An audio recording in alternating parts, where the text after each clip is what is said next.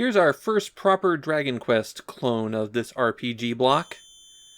Though it misses out on being the first Dragon Quest clone at all, since Data East Heracles no Eiko is about 6 months old at this point.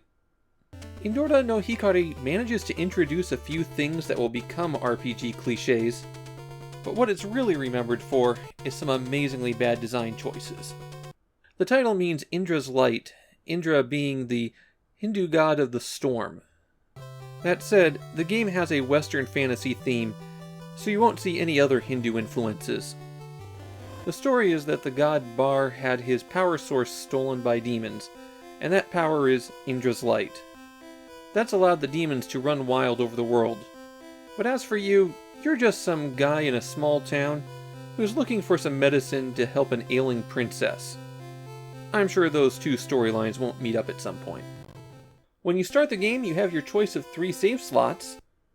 In this case, 2 of them were occupied by people in the starting room, and the third one had made it all the way to level 8.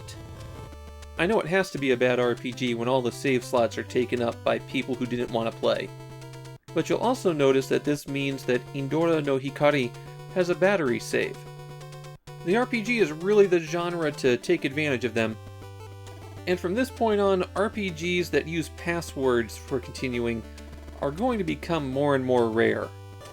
When you start out, you're by yourself in your house.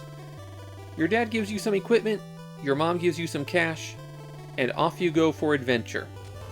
And by adventure, I mean grinding for about an hour.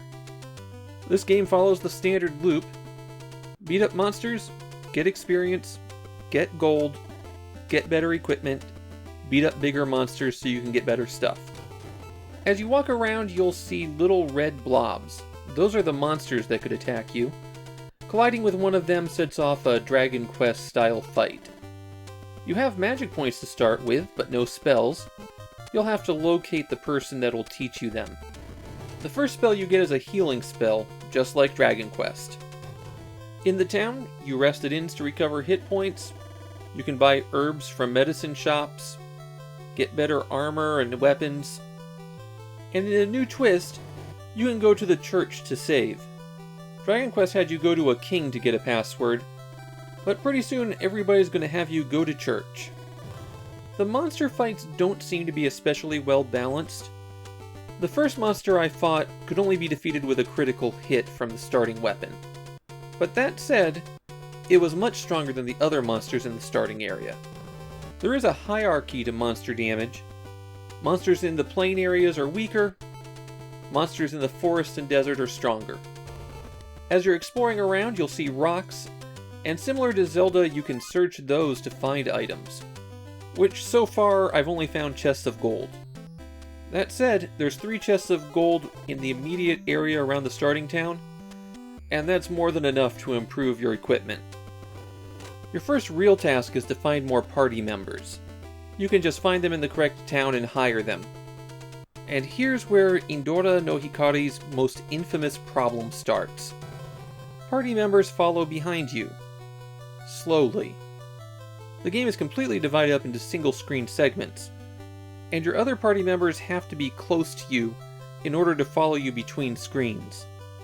And in some towns and dungeons, the path doesn't allow for them to move very well, especially when you have more than one follower. So what usually happens is you're constantly herding your party members around. There is a spell to teleport party members to you, but it feels like that was a patch on top of a problem. The other weird quirk that the game's infamous for is that you have to learn the language of whatever countries you travel to. That sounds reasonable, but what it results in is going around in circles for a long time until you find just the right person to talk to. And talking to people's actually kind of tricky in Indora no Hikari. You don't do it via menu. If you just approach somebody face to face, they'll start talking.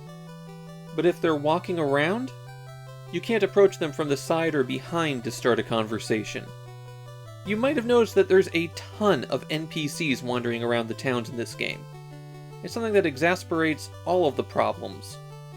I can say a couple nice things about Indora no Hikari. The music's great. It's really pleasant to listen to as you're grinding out all those levels. And visually, I think the game looks pretty good. Okay, the actual human beings aren't that great, but I think the landscapes and the monsters are drawn pretty well. Indora no Hikari is remembered as a pretty bad game, and I can't say I see that, though there's a good chance it's because I didn't really get party members. I could see myself going back to this one, though maybe when I have 2 more people following me around, and I keep losing track of them going into big fights solo, or having to backtrack around multiple screens looking for them. If I had to put up with that kind of frustration, maybe I'd wind up hating it too. But as it stands for me, all I'm seeing is a pretty solid Dragon Quest clone. Not groundbreaking, but also not bad.